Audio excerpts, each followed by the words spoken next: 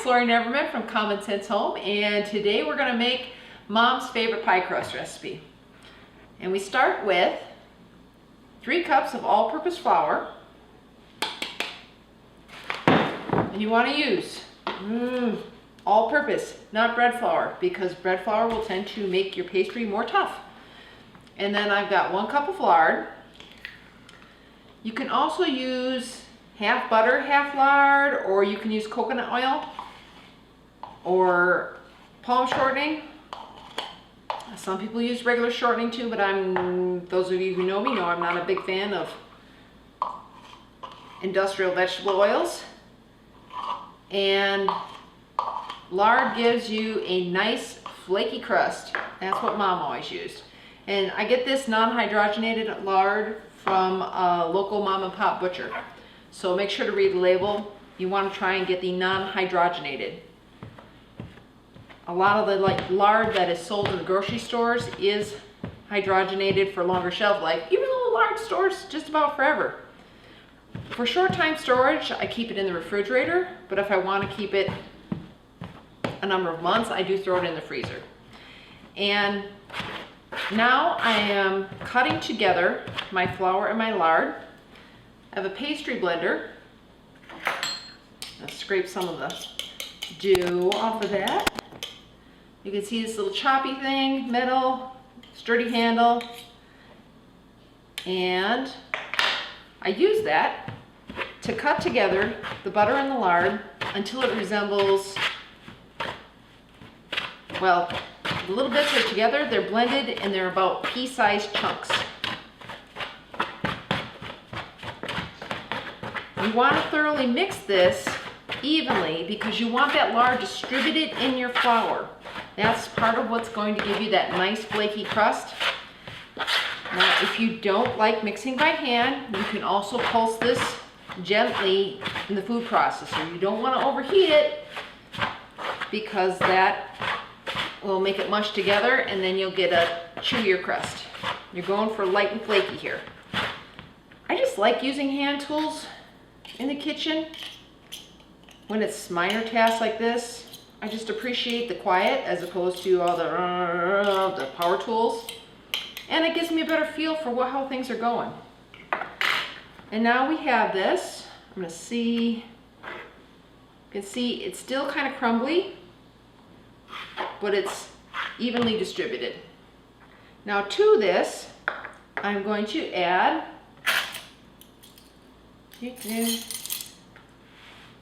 I'm going to mix this right in here. Nope, need a bigger container. It's the first time I've done this on camera, so bear with me. Have 1 egg. A little pale this time of year. The girls aren't getting outside as much. And 1 teaspoon of salt. And tablespoon of vinegar, and the vinegar is important. That also helps break down the gluten in the crust and gives you a more tender, flaky crust. Some people use alcohol, but I tried that once and I'm really a lot happier with the vinegar crust. And 3 to 5 tablespoons of cold water. I actually put this in a cup and put an ice cube in it so it was nice and chilly. And then I'm going to whisk that together. The egg helps bind it and makes it stretch a little easier when you're working with it. And this is going to make enough crust for 3 pie crusts, or 4 if you stretch it a little thinner or you make 9-inch pies. But this will give you 3 10-inch crust. Then once that's whisked together, I distribute that into the flour and lard mix. And then I'm going to use the fork to pull this together. And you always want to handle your pie crust gently. This isn't bread. You're not looking to knead it. You don't want to develop that gluten. You just want to bring it together until it forms a coherent dough. When I'm mixing, you notice I'll pull around the edges of the bowl to bring in that loose crumb. And it's gonna come in here. Let's see if I can tilt this up a little bit. You can see how that's starting to pull together. We went from that loose crumb mix to a little bit of stickiness. And then as this is coming together, I'm gonna shape it just a little bit with my hands. My hands are plenty warm, so I don't want to overhandle it. Grab that. Now for easier handling, before rolling out, if you take this and you section it off, and as I said, this is enough dough for 3 pie crusts. So I'm going to take my little scraper chopper and portion that into 3 roughly equal pieces, which I have cut completely unequal. Maybe 1, 2, who gets a little bit more? You. Okay. And then I'm going to shape that into disc. So when it's rolling time, it's a little easier to roll out. And then if you chill this for about 15 to 30 minutes, it'll make the rolling process easier. Now because I am working in Wisconsin and I am running out of daylight because it is November and we have next to no sun, I'm going to go ahead and roll one of these out right away. We were blessed with a sunny day today, so I'm trying to get some video time in, and I hope that I'm not getting too streaky here. I noticed that the sun has shifted as I've been going. And I'm getting a little dapple in. Tell me, cameraman, am I still visible? And not too strange looking? Okay, he says. I have here, this is the way that Mom used to do it. People use the pastry cloths, things like this. Mom always just used to use regular wax paper, and you cut that roughly equal, fold it over to the size of your pie plate. And then on the wax paper, sprinkle just a little bit of all-purpose flour. Then you have your disc, and you lay that disc down in the center of your wax paper. Open that fold up like you're opening up a book, and gently press that disc down to evenly spread it out. And then sprinkle a little bit more flour on top and close it like you're closing a book. Then you take your rolling pin and you want to gently work out from the center to the outside edge, and you work around the disc to press it out into a reasonably even circle. I'm a bit out of practice, so this might take me a little bit. I haven't made a pie with a rolled out crust in several months. You know, we just don't do as many pies anymore. Like a lot of people, I'll cheat and I'll do a crisp, or we'll make a cookie crust or something like that instead of a pastry pie. But for the holidays, it's pie season, so gotta get back in practice. And you want to work that, again, from the center outwards. And you apply the most pressure when you're in the center with your rolling pin. And then you kind of let up as you get to that outside edge.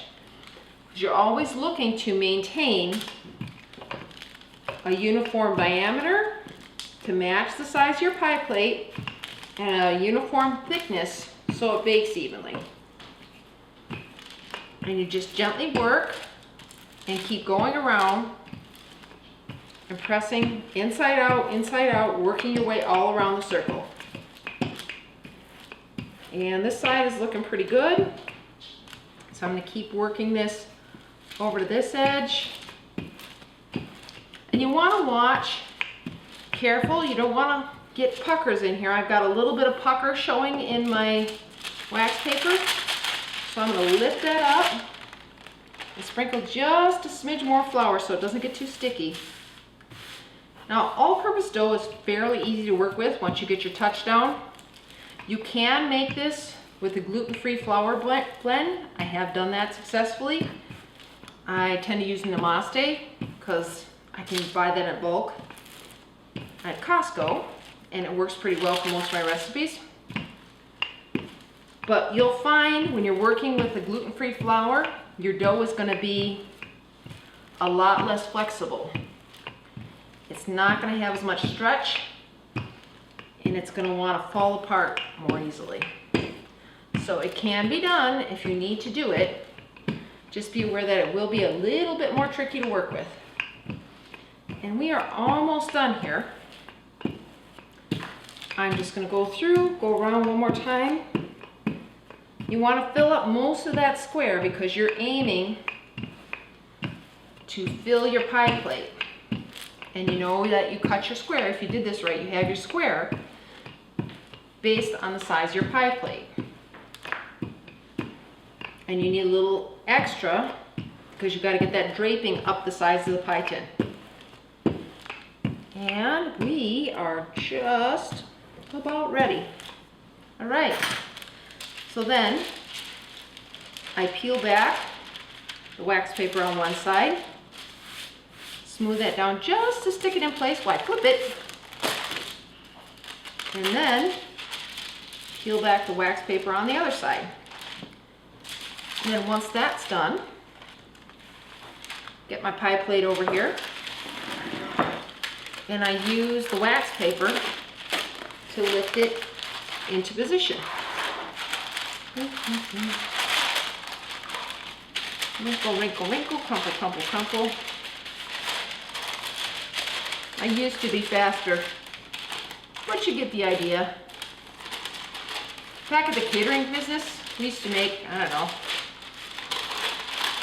about a dozen pies every week. We had a small restaurant nearby, and they would always order a number of pies to have on hand. And you gently peel that.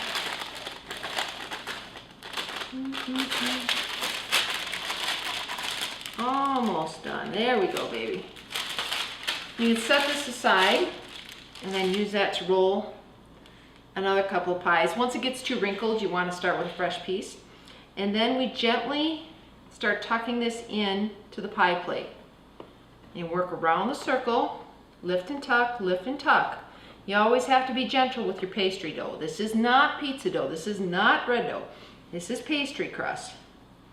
So you gently tuck it in, and then you fold under your edges.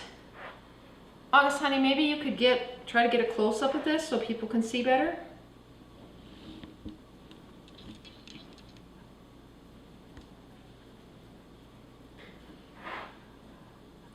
You want to work your way around the edge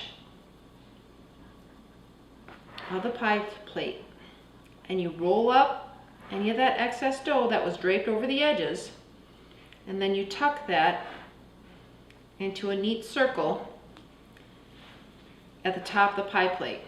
And one of the tricks that you can do to help keep your crust from sliding down into your pie tin is when you're crimping, bring this up, you pinch the edge of the pie plate just a little bit in your dough. Not so much that it's stuck on there and you can't get it off when it's time to serve, but maybe 1/8 of an inch. Just enough to catch it so it doesn't want to pull down into the pie crust, or into the pie pan, I should say, as it's baking. And work your way around, pulling up any tattered edges, tucking things together. We're almost finished. Getting it neatly tucked. You want to go ahead and get the whole edge reasonably clean first. Make sure you've got everything pulled up. Got a couple other scraps. I'm going to set those aside and I'll roll them in the next thing. And then to crimp it, Mom showed me like a pinch between your finger and your thumb. And then you just go in here and you pinch, and that's where you seal it onto the edge of the pie plate. And you get your nice little wiggly crust line. So you just pinch, pinch, pinch, pinch your way all around the edge of the crust as you slide the pie plate in a circle. As I said, this will help hold it in place so it doesn't go shloop down in. And there we go. This is how you prep it for a single filling pie. If you had, I should say a single crust pie. At this point, you're ready either to par bake it, and to par bake it for something like a lemon meringue pie, where you're just going to cook the meringue later on top, but the filling is cooked when it's poured into the pie, so you need this pre-cooked. You want to put a piece of wax paper and then either some dried beans or pie weights if you have them to hold down the crust so it doesn't poof up during baking. And then you do that at 375 for about 12 to 15 minutes. Or if you're ready for a filling, like something like pumpkin pie, then you just go ahead and pour that right in here and then put it in the oven. If you were doing a 2-crust pie, you want to just leave those draped edges, put your filling in, brush with a little water, put your second crust on, and then trim and do your crimping. And that is all there is to that. The pie crust recipes are on the website, so you can get all the details for actually making it, proportions and so forth there. And just let me know if you have any questions. And other than that, happy baking.